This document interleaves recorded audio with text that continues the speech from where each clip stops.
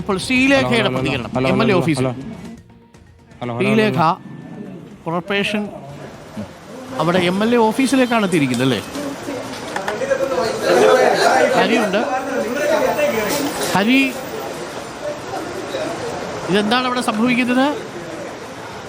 MLA corporation കെട്ടിടത്തിൽ പ്രവർത്തിക്കുന്ന, വാടക കൊടുത്ത് MLA പ്രവർത്തിക്കുന്ന ഓഫീസിലേക്ക് എത്തിയിട്ടുണ്ട്. അവിടെ കോർപ്പറേഷൻ കൗൺസിലറുടെ ഓഫീസിലേക്കാണോ എത്തിയിരിക്കുന്നത്? അരുൺ, തീർച്ചയായിട്ടും ഇത് കൗൺസിലറായിട്ടുള്ള ഇപ്പോൾ ശാസ്തമംഗലം കൗൺസിലറുടെ ഓഫീസ്, ഒപ്പം തന്നെ തൊട്ടിപ്പുറത്ത് വട്ടിയൂർക്കാവ് MLAയുടെ ഓഫീസ് കൂടിയാണ്. തൻ്റെ ഓഫീസിനകത്ത്, അതായത് പരിമിതമായ സൗകര്യങ്ങളിലാണ് തൻ്റെ ഓഫീസ് പ്രവർത്തിക്കുന്നത് എന്ന് മാധ്യമങ്ങളെ കാണിക്കാൻ കൂടി വേണ്ടിയിട്ടാണ് ശ്രീലേഖ, ശാസ്തമംഗലം വാർഡിൽ നിന്ന് ജയിച്ച ശ്രീലേഖ ഇപ്പോൾ മാധ്യമങ്ങളെയും കൊണ്ട് അകത്തേക്ക് കയറിയത്. അതായത് ഒരു അലമാര വെക്കാനുള്ള സൗകര്യം പോലും ഇതിനകത്തില്ല, അത് ശുചിമുറിയിലാണ് വെച്ചിരിക്കുന്നത് എന്നതടക്കമുള്ള ആരോപണങ്ങളാണ് ശ്രീലേഖ ഉയർത്തിയത്. അതിനകത്ത് കയറി ആ സൗകര്യങ്ങൾ കാണിച്ചു. അതായത് 4 കസേര ഇടാനുള്ള സൗകര്യം മാത്രമേ അതിനകത്തുള്ളൂ, അതിനപ്പുറത്തൊരു സൗകര്യവുമില്ല. ഒരു കൗൺസിലർ ഓഫീസ് ഇത്തരത്തിലാണോ പ്രവർത്തിക്കേണ്ടത് എന്നുള്ള ചോദ്യങ്ങൾ ശ്രീലേഖ ചോദിക്കുമ്പോൾ അപ്പുറത്ത് തികച്ചും സാങ്കേതികമായിട്ടുള്ള, അതായത് നിയമവിരുദ്ധമായ കാര്യങ്ങളൊന്നും താൻ ചെയ്തിട്ടില്ല എന്ന് കൃത്യമായി ചൂണ്ടിക്കാണിച്ചുകൊണ്ടാണ് VK പ്രശാന്ത് അതിനെ നേരിടുന്നത്. അതായത് വാടക കരാറുണ്ട്, അത് കോർപ്പറേഷൻ അനുവദിച്ച് നൽകിയതാണ്. കഴിഞ്ഞ 7 വർഷം നിലവിലുള്ള കൗൺസിലർ പ്രവർത്തിച്ചിരുന്നത് ഇതേ ഓഫീസിൽ തന്നെയല്ലേ? അതാണ് ഏറ്റവും കൗതുകം അരുൺ. അതായത് മധുസൂദനൻ നായർ, BJP കൗൺസിലർ തന്നെയാണ്, ശാസ്തമംഗലം വാർഡിനെ പ്രതിനിധീകരിച്ചുള്ള മധുസൂദനൻ നായർ. ഇതേ ഓഫീസ് തന്നെയായിരുന്നു മധുസൂദനൻ നായർക്കുള്ളെങ്കിലും മധുസൂദനൻ നായർ പറയുന്നത് അതിനകത്ത് താൻ ആദ്യത്തെ ഒരു 2 മാസം മാത്രമാണ് ഇവിടെ പ്രവർത്തിച്ചത്. ഇതിനകത്ത് സൗകര്യമില്ലാത്തത് കൊണ്ട് തന്നെ താൻ ഈ ഓഫീസ് ഉപയോഗിച്ചിരുന്നില്ല എന്നുള്ള കാരണമാണ് അദ്ദേഹം മുന്നോട്ട് വെക്കുന്നത്. പക്ഷേ ഇതിനോട് ഇത്ര കാലമായിട്ടും അങ്ങനെ ഒരു പരാതി ഇദ്ദേഹത്തിന്റെ ഭാഗത്തുനിന്ന് ഉണ്ടായിട്ടില്ല എന്നുള്ളതാണ്. എന്തായാലും ശ്രീലേഖ ഇപ്പോൾ പ്രതികരിക്കുന്നു.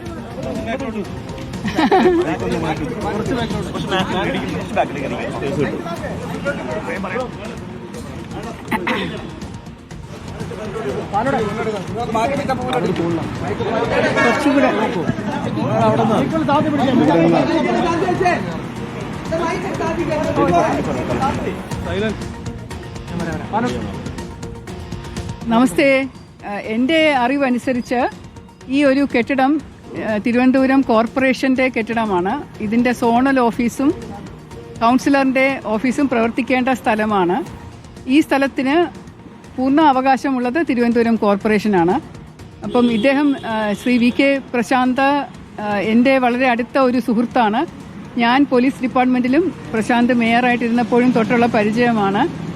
എൻ്റെ മോൻ്റെ കല്യാണം ഇദ്ദേഹം മണ്ഡപത്തിൽ നിന്നാണ് നടത്തി തന്നത്. അത് കല്യാണം അറ്റൻഡ് ചെയ്തിട്ടുള്ള 2500 പേർക്കും അറിയാം, അവരത് കണ്ടിട്ടുള്ളതാണ്. പ്രശാന്ത് ത്രൂ ഔട്ട് കല്യാണ മണ്ഡപത്തിൽ തന്നെ ഉണ്ടായിരുന്നു. അങ്ങനെയുള്ള എൻ്റെ സഹോദര തുല്യനായിട്ടുള്ള ഒരു ആളാണ് ഇപ്പോഴത്തെ വട്ടിയൂർക്കാവ് MLA പ്രശാന്ത്. അദ്ദേഹത്തോട് 2-3 ദിവസമായിട്ട് ഞാനൊരു പഴയ നമ്പറുണ്ട്, അത് വിളിക്കാൻ ശ്രമിക്കുന്നുണ്ട്, പക്ഷേ കിട്ടുന്നുണ്ടായിരുന്നില്ല, ഫോൺ എടുക്കുന്നുണ്ടായിരുന്നില്ല.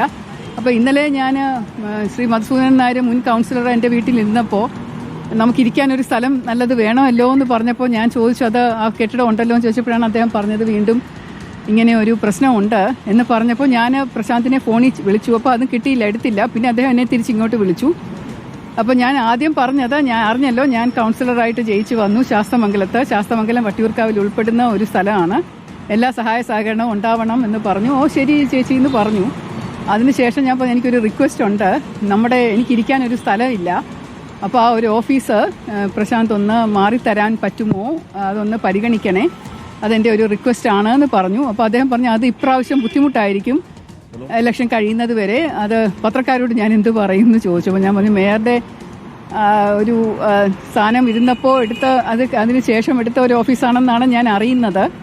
അത് അടുത്ത ഇലക്ഷൻ്റെ സൗകര്യാർത്ഥം MLA ക്വാർട്ടേഴ്സിലേക്കോ അല്ലെങ്കിൽ കുറച്ചുകൂടെ നല്ലൊരു സ്ഥലം കിട്ടിയപ്പോഴോ മാറി എന്ന് പ്രശാന്തിന് പറയാമല്ലോ.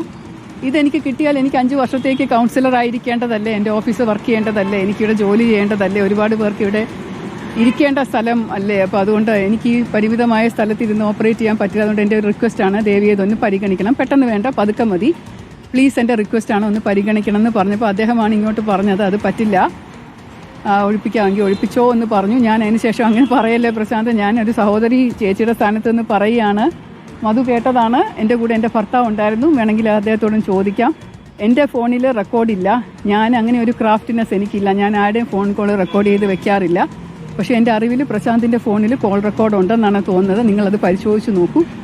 എൻ്റെ യാചനാ സ്വരവും പ്രശാന്ത് ഇങ്ങോട്ട് സംസാരിച്ച സ്വരവും നിങ്ങൾക്ക് തന്നെ നേരിട്ട് കേൾക്കാം.